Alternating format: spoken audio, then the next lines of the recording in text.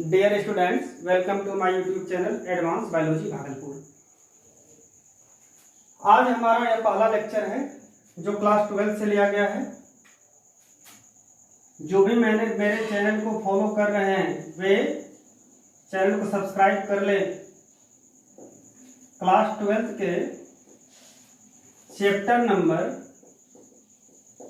7 जिसका नाम है इवोल्यूशन, हिंदी में इसे विकास कहते हैं।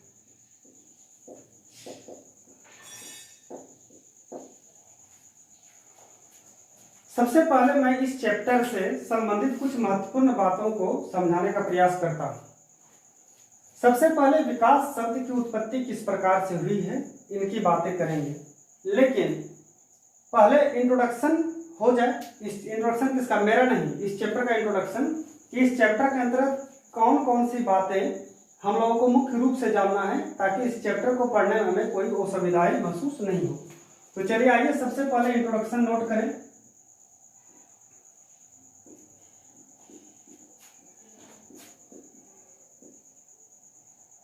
परिचय। हमारा सबसे पहला जो कॉन्सेप्ट है वो है विकास।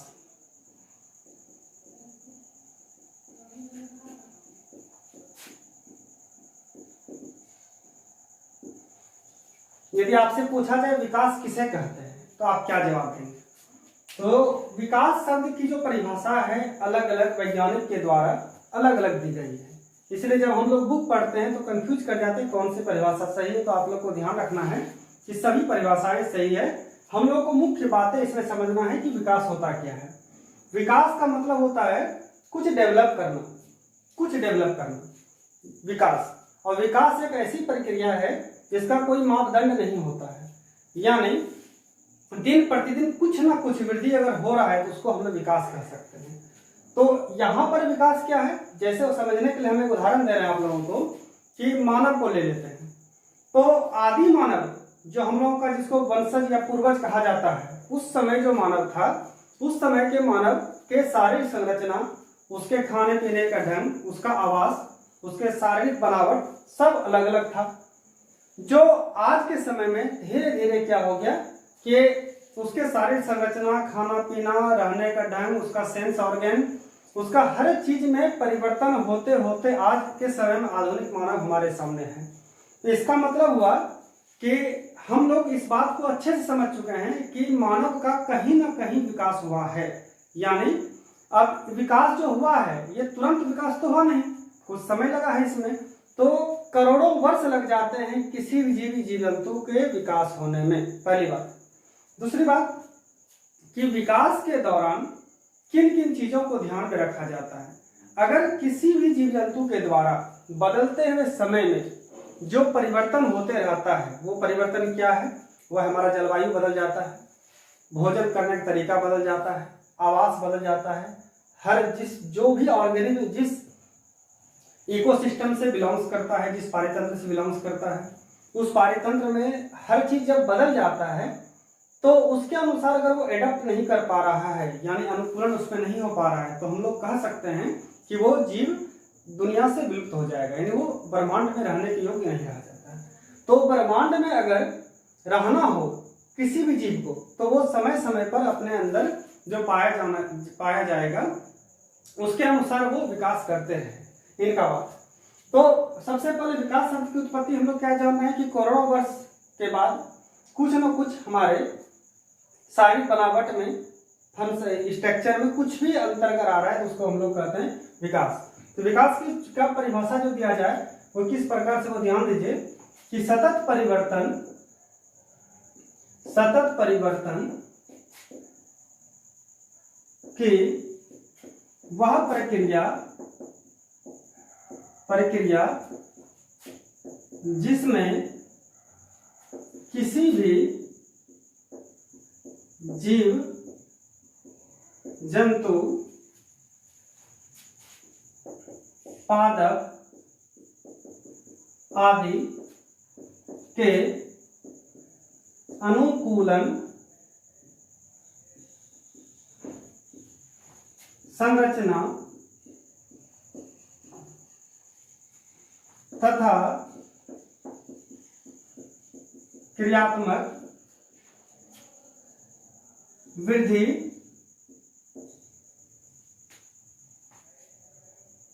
होती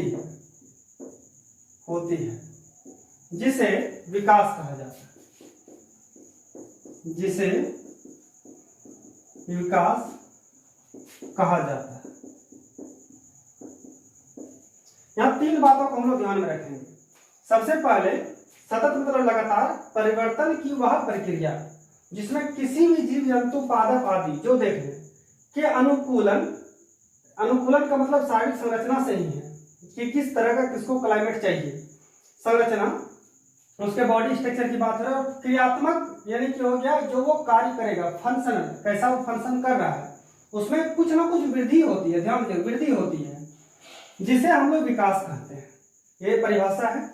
अब यहाँ पर कुछ हम लोग बात को नोट कर लेंगे कि टर्म कैसे आया। सबसे पहली बात कि विकास में जो जैव विकास की बात अगर करेंगे, जैव विकास मतलब जीवों का विकास, तो उस विकास में सबसे पहला जो वैज्ञानिक था वो डार्विन महोदय ने विकास पे कॉन्सेप्ट दिया था। इसलिए हम लोग कह सकते हैं कि जैव विकास का कॉन्सेप्ट, जैव विकास की जानकारी या कॉन्सेप्ट सर्वप्रथम चार्ल्स डार्विन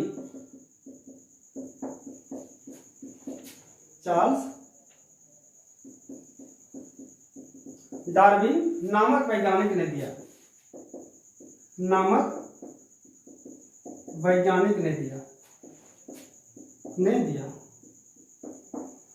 हालांकि विकास पर बहुत सारे वैज्ञानिक ने काम किया है। बाद में लामार्क नामक साइंटिस्ट आया, उसके बाद हाइजेनबर्ग नामक वैज्ञानिक आया, तो बहुत सारे वैज्ञानिक ने अलग अलग कॉन्सेप्ट दिया, लेकिन उसमें सबसे पहले जो जैव विकास के बारे में कॉन्सेप्ट दिया वो डार्विन ने दिया। इसलिए परीक्षा में डार्विन थ्योरी पूछा भी जाता है। जो अगले टॉपिक हम लोग पढ़ेंगे उसमें डिस्कस करेंगे कि डार्विन के सिद्धांत के अनुसार किन किन बातों को ध्यान में रखा जाता है। दूसरा जो बात हम लोग जानेंगे सबसे पहले कि इवोल्यूशन शब्द की उत्पत्ति कैसे हुई है। तो शब्द विकास, जिसे इंग्लिश में इवोल्यूशन कहते हैं, की उत्पत्ति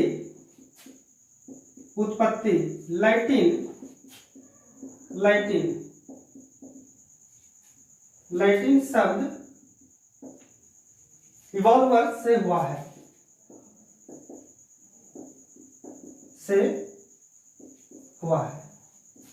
जिसका अर्थ होता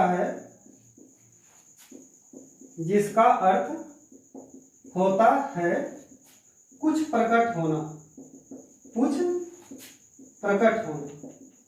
यानी प्रकट होना का मतलब समझिए कि लैटिन शब्द में इवॉल्वर एक ऐसा वर्ड था जिसका लैटिन में उसका मतलब होता था कुछ प्रकट होना, अर्थात कि किसी भी जीवों के एक पीढ़ी से दूसरे पीढ़ी में जब हो जाता था तो कुछ उसमें एक्स्ट्रा फीचर्स आ जाता था उसमें, और उसी शब्द से बाद में उत्पत्ति हो गया हमारा इवोल्यूशन, जिसे हम लोग आज के समय में विकास के नाम से इसको जानते हैं।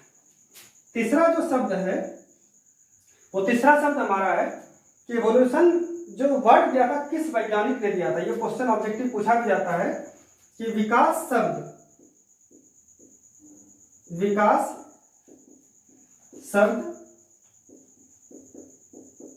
इवोल्यूशन वर्ड को सर्वप्रथम हर्बर्ट स्पेंसर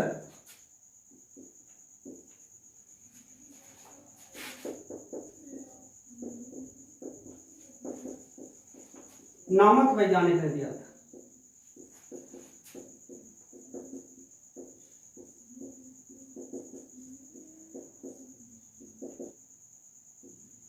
तो उम्मीद करते हैं कि मैंने जो डिस्कशन किया इस विकास टर्म पर को आप लोग अच्छे तरीके से समझ गए होंगे। अब हम लोग अगले टॉपिक में मिलते हैं।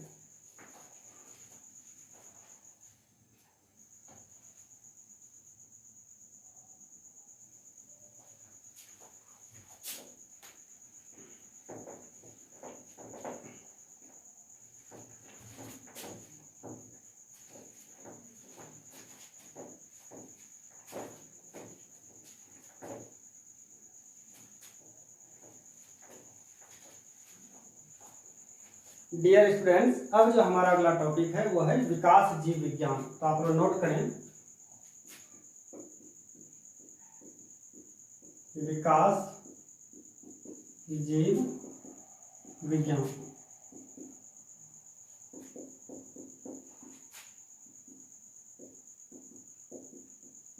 Evolutionary biology.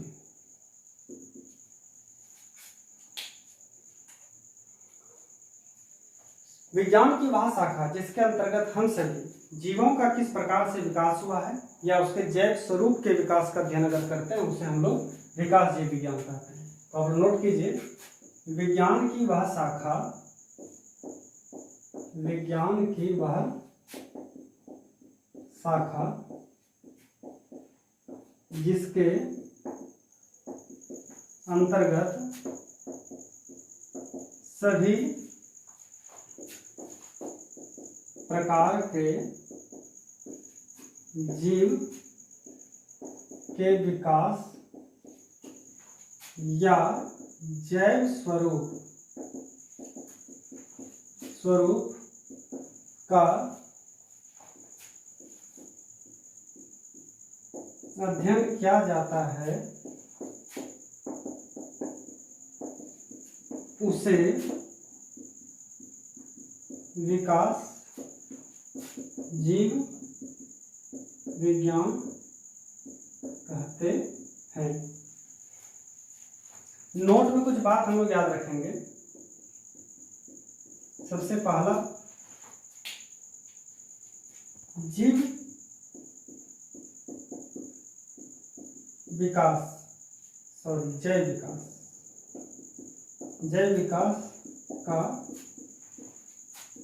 अध्ययन करना ही विकास जीव विज्ञान है।